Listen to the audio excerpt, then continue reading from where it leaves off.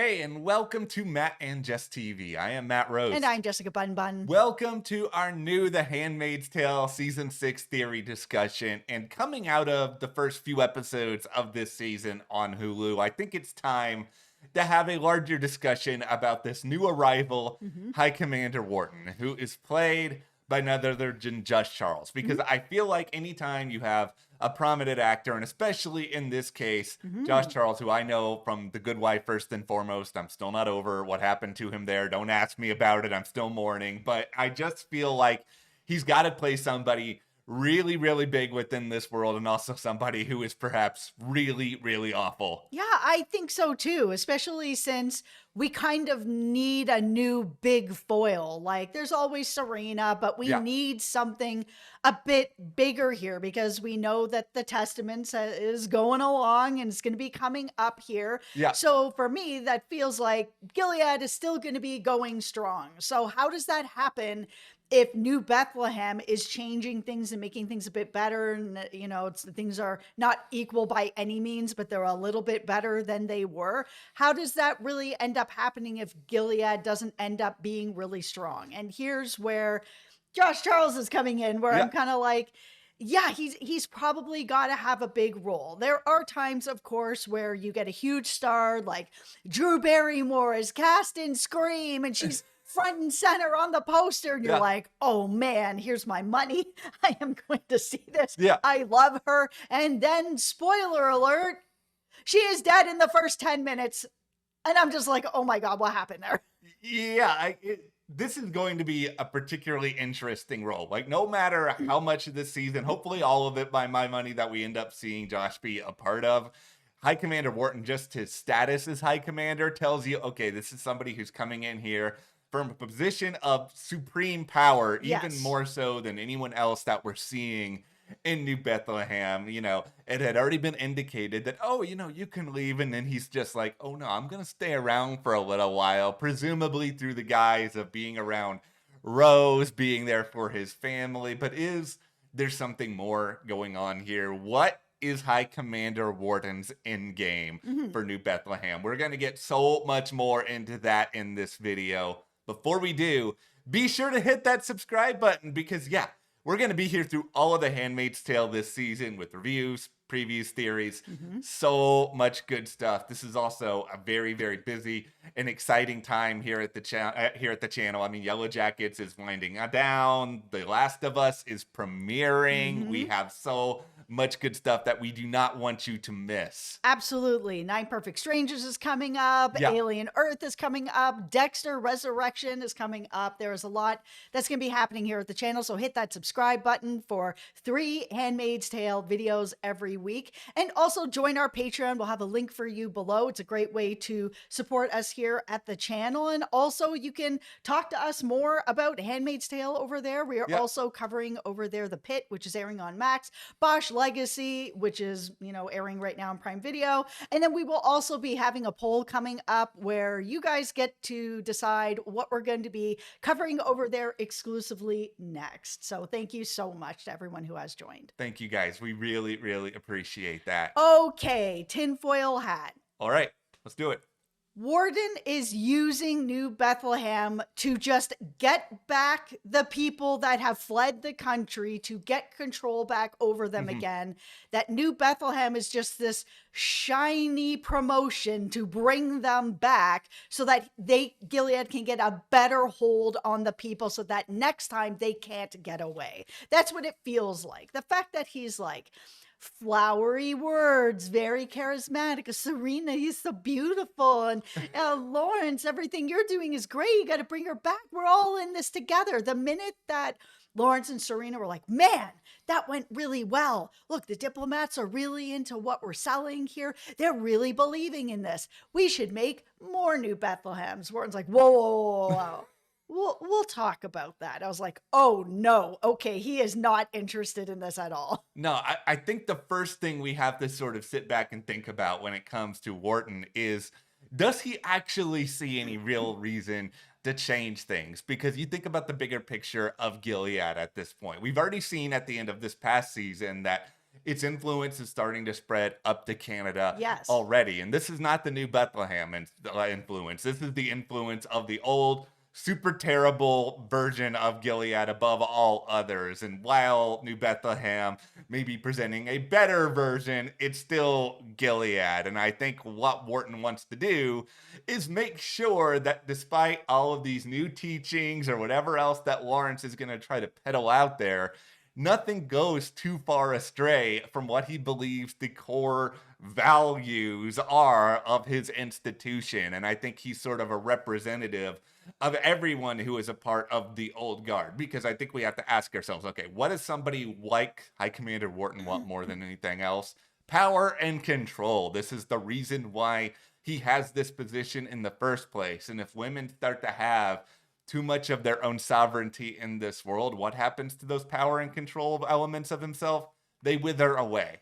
Yeah, and he's in a position of more ultimate power. Like there's lots of commanders around, but Yeah. then, there's no like president of Gilead. It's like a group of high commanders that he is part of that have their own agenda of what they actually want. And it really feels like he's telling everybody all the right things to be able to get their people back, Yeah. because they're in a birthing crisis where that's how they've kind of brought in these diplomats to be like, look, I'm a wife here and I was able to get pregnant and have this baby. Look at Rose over here.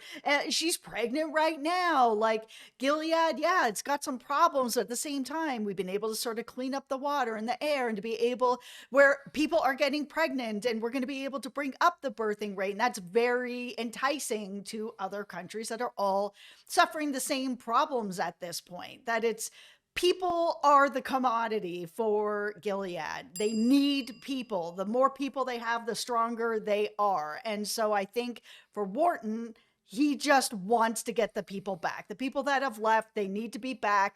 Whatever role he wants to put them in, that's fine, as long as they have the biggest population.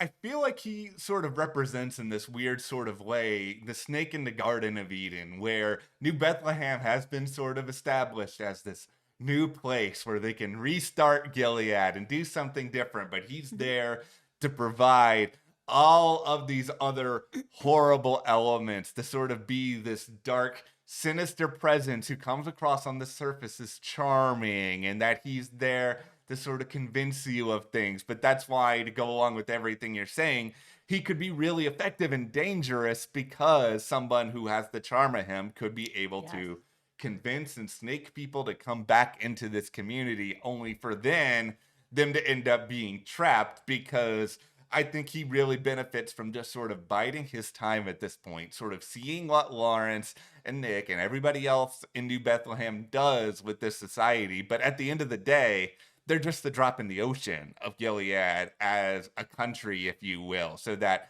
if he wants to reinforce the old guard's teachings, he can just bring a bunch of people in there, overthrow Lawrence, and make sure that he still gets what he wants. Yeah, I mean, he clearly has a lot of power. He was able to get Rose sort of the pick of whatever husband she wants. He was able to convince Nick, who's in love with a handmaid and is spying for the US, Yeah. to get to the point in one conversation where he's basically like, yeah, family above all else. You have, my daughter, she's great, she loves you, you've got a baby on the way, like, you're gonna really be somebody. You're gonna be somebody, kid. This is the point that he's like, yeah, let's break up my phone and just, throw it in the fire. Like the amount of influence he has from just charisma is so dangerous. I've only met a few people in life that have just straight charisma like that. And you're just like, yes, Walton Goggins, whatever you want, man. You are the most charming man on the planet. Yeah. Josh is really playing into that, like big time in this role. But it brings me to one of my bigger tinfoil hats, is that he is going to ruin Nick in one way or another. And I mean this either through the lens of he's going to end up being the death of Nick if Nick does not make it to the end of the finale. I think Wharton is going to be a big reason why. Or he's going to use Nick in order to set up and have something really, really terrible happen to June and a lot of these other characters, because he's so close to that whole family now for obvious reasons, because of Rose, and he's not an idiot. I think he's going to kind of sit back, see what Nick does, monitor a lot of it, but then use a lot of it against him, where he might put Nick in a situation where he has to choose between either his child or June or other things he holds dear or June. It's just like, if there's one person who's capable of doing something really, really terrible to Nick, it's this guy. And I just have a hard time thinking that Nick is going to get out of this show okay, so long as Wharton is around. Unless Nick is the person to take him down. Nick is in an interesting position Yeah. of power himself. He is a commander now. He does have the ear of one of the high commanders. This is his father-in-law. He is married to his daughter, who is somebody that he cares about, quite a lot. So, and on top of it, now he's also the father of Wharton's grandchild that's going to be coming in. I think that Nick in this position is able to get a lot of information. The bigger thing that I was kind of wondering about is Wharton going to start to actually have Nick tailed? Like, Nick is able to kind of move in and out Yeah. with ease at this point. Is there going to be a time where commanders that are kind of seen as maybe people that could be playing around, loose and fast with the rules, that there will be some commanders that are watched? I think that eventually Wharton is going to figure out a lot more what is going on. Rose already knows what's going on with June. Yeah. Is she going to be so fed up that she is going to tell her father a little bit about what's going on? And Wharton's going to be like, oh, whoa. Let's take a minute and see if maybe we can get our hands on June and use Nick to be able to get June back here. What a feather in the cap that would be, to be able to get her back here. Let's do that. Something is going to happen to that degree. I think he is going to have Nick watch further. I think he's going to have this weird power struggle between him and his son-in-law, just because whatever Wharton is around for, it's not good. Like, I think we can say that with a pretty extreme confidence at this point. And also, you alluded to this earlier, we don't have another big bad at this point on the show, really. No. Yeah. Serena's always going to be a big bad in her Yes. own way, and she's always going to be a foil for June, but I don't really think that's enough, because I think her whole undoing is going to be her whole beliefs that she's going to continue to go back to Gilead, this situation where she's never really going to have power, despite how much she tries to convince herself that she does. But we need somebody to go beyond all of that, and I think that's where Wharton kind of does slot into this season. Yeah, it's some of the most interesting women in Gilead are the wives, because they do seem to think that they have more power than they actually have. Yeah. When we saw Rose actually come up to Nick and say, I'm done with you, like, I'm leaving you, you're not leaving anybody. You're in Yeah, I know. Gilead. You don't have choice.